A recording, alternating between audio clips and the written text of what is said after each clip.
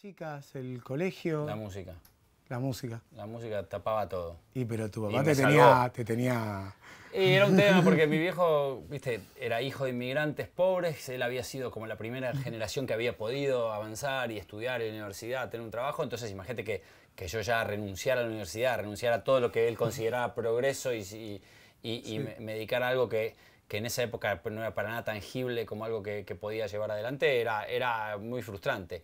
O sea, él con razón me decía, vos tenés que ir a la universidad porque si no, no vas a poder progresar en la vida. Él creía eso. Y en esa época ser DJ no era algo como... Y no es un mal pensamiento ni de mal padre. No, él veía una incertidumbre en la música. Él de buena fe creía que yo era un irresponsable si no iba a la universidad pudiendo ir y elegía decir voy a ser DJ porque no había ninguna situación real en la cual yo pudiera apoyar para decir, escúchame, yo voy a hacer esto y voy a vivir. Él me decía, nunca vas a poder mantener una familia. Y en ese momento tenía razón, porque salvo Ponle Sica, Rafael Sarmiento y 2 o 3 más, no había ningún DJ que pudiera vivir de esto. Y mucho menos, o sea, ya te digo, yo era muy chico, como para que yo decirle, yo a los 15 años le dije, no voy más al colegio, no quería ni terminar la secundaria. ¿Te iba bien o no te iba bien? ¿Cómo qué? ¿En el colegio te iba bien o...? Normal. O sea, tuve épocas mejores y peores, pero digamos, a los 15 dijiste... No quería ir más al colegio, quería ser DJ. Y gracias a Dios mi papá se plantó fuerte. Tercer año. Y me dijo, no, vas a ir al colegio. Él me ayudó, me compró 2 bandejas Sony PS111, que en esa época para mí eran muy bien.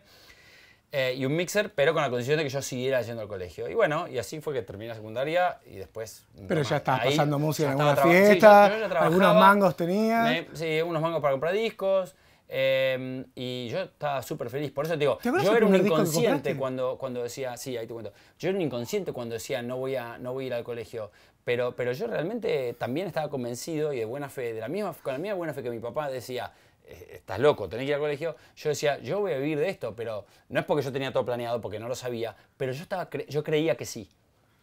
¿Y tu mamá más flexible? Mi mamá, que primero, viste, las madres con los varones, viste, el varón hay chico, otra relación, más era el menor, y mi mamá además era una mujer muy sensible con el arte, la música, pintura, entonces es como que mi mamá entendía mucho más mi amor por la música de mi papá, que era un tipo mucho más conservador, más de carrera. Entonces mi mamá me apoyaba mucho más y me hacía sentir como diciendo, bueno, vos trata de ir al colegio y yo te ayudo con esto y me da plata para discos y todas esas cosas.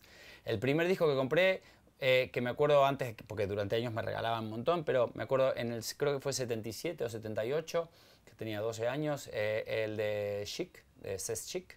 Entonces, ¿qué disquería? Que es el segundo ¿Cómo pensás? 12 años es un purrete así. Sí, yo vivía en Caballito y había 2 galerías, una se llama París y otra Rivadavia, en Rivadavia Coite. Sí. Y ahí había disquerías, había una se llama Musiquita, otra se llamaba... Musiquita. Sí. Y ahí tenían discos. En esa época igual se editaban nacionales. Después, en el 80 se editaban menos acá y llegaban todos importados. Pero en el 77, 78 podías comprar muchísimos discos, digamos, de origen americano o europeo, pero la versión nacional. Y ahí ya te digo, empecé a comprar muchos discos y después en la esquina de Campichuelo y Rivadavia, en la esquina del Club Italiano, había otra que se llama Musical Adagio y yo vivía ahí adentro. Mi mamá tenía que ir a buscar. Cuando no me encontraban me iban a buscar. Colegio, disquería todo el tiempo. Me había hecho amigo de los chicos que vendían discos y estaba todo el día en el club o en la disquería, en el club o en la disquería. Y para mí era un paraíso porque ya, viste, era música y música, como nos pasa a todos los que estamos Porque yo tengo la emoción de con la plata en la mano... Era lo único que te importaba, comprar discos. Y cuando era mi cumpleaños, lo único que quería era que me regalen discos. Y mis tías me regalaban discos y todo el mundo me regalaba discos. Y andaba con mi cajita de 100, 150 vinilos a donde fuese. Y era gracioso porque en esa época vos tenías tus discos y a cualquier evento que podías ir a poner música, sea un casamiento, una fiesta de 15 o lo que sea, con esos 150 tenías que arreglártelas. Sí, no es como ahora que tenés un penny con 10... No. Lo que te entra en el bolso, en la valija, y con eso hay que pelear. Tal cual, pero era interesante porque aprendías me acuerdo, por ejemplo, ya después en el año 82, 83, yo trabajaba por una empresa que se llama Música en el Aire, que hacía eventos de todo tipo. Y una vez me mandaron a hacer una fiesta por música para el sindicato de obreros metalúrgicos, no sé, creo que en la zona sur. Y estábamos ahí poniendo música y vino un señor a pedirnos rock de los 50 y yo no tenía ningún disco, pero tenía un disco de los Twist, ¿entendés? Y puse el disco de los Twist y empezó a sonar buenísimo porque fue una cosa así como la gente diciendo, están poniendo, qué bueno esto, seguí poniendo este rock de los 50. Claro, así, pelearla. Ese es el trabajo del DJ de oficio, el haces lo que podés. Sí. Después de ese trabajo, seguís como que se abre un poco cuando entras a Savage, que ya tenías qué edad. Savage tendría 18, 19, pero Savage era una discoteca. O sea, No, Savage era pesado. La discoteca de Gesell era una Tuve cosa. suerte ahí. En realidad el año anterior los dueños de Savage tenían un bar que se llamaba Dogos y yo empecé a trabajar ahí. Y al año siguiente se ve que les gustó lo que yo había hecho y ya me llamaron para Savage. Y eso era una discoteca que en esa época, vos pensás que en esa época la temporada de verano duraba todo, parte de diciembre, todo enero y todo febrero lleno. No era como ahora que la dura 15 días de enero. Que te vayas las noches, los fines de semana con 15, 16 años.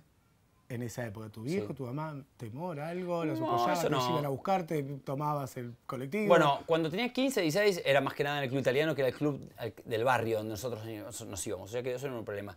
Y después, a Villa Gesell yo había ido con mi familia toda la vida de vacaciones. Conocíamos un montón de gente. Entonces mi papá que fuese a Villa Gesell era como que... Dentro Probablemente del ámbito de él. si le hubiera dicho, yo qué sé, otro lugar... Mar del Plata, Ponele, le parecía una ciudad más grande. Pero Villa Gesell en esa época todavía era un lugar así medio hipón. Y la gente se conocía. Es como que estaba bien dentro de un panorama razonable. Y la gente los dueños de Savage, enseguida como que me recibieron muy como si fuesen mis tíos. Me trataban muy bien, me cuidaban mucho en todo sentido. Y entonces mis padres estaban tranquilos con eso. Y bueno, y para mí era tocar el cielo con las manos, porque te digo, en esa época era poner música todos los días de enero y de febrero. O sea, 60 noches con una discoteca de 1500 personas llena de todas las noches. Por ahí escuché que fue la primera vez que agarraste una 1200. Sí, es verdad. Sí, ¿Y? antes nunca había tenido. ¿Qué sentiste? ¿Qué te pasó? Y al principio, para que te suene, al principio era difícil, porque ¿Sí? uno estaba acostumbrado a las Bell Drive, que eran transmisión a correa, y eso era transmisión directa, el plato era mucho más pesado, el pitch era mucho más, ¿cómo diría? Exacto, más duro. Exacto, por supuesto. Y me llevó un tiempo acostumbrarme. Lo mismo que me pasó por ejemplo, cuando años después, la primera vez que puse música en Cream en Liverpool, que tenía las 1200 flotantes, y vos decís, eso, para que no haya ningún tipo Sí. de acople ni nada. Pero era muy difícil cuando vos decís, bueno, listo, andá, pones música y te pones a poner música con eso de primera. Son detalles técnicos que quizás la gente no entiende, pero Cada primera vez una 1200 pesa. mucho.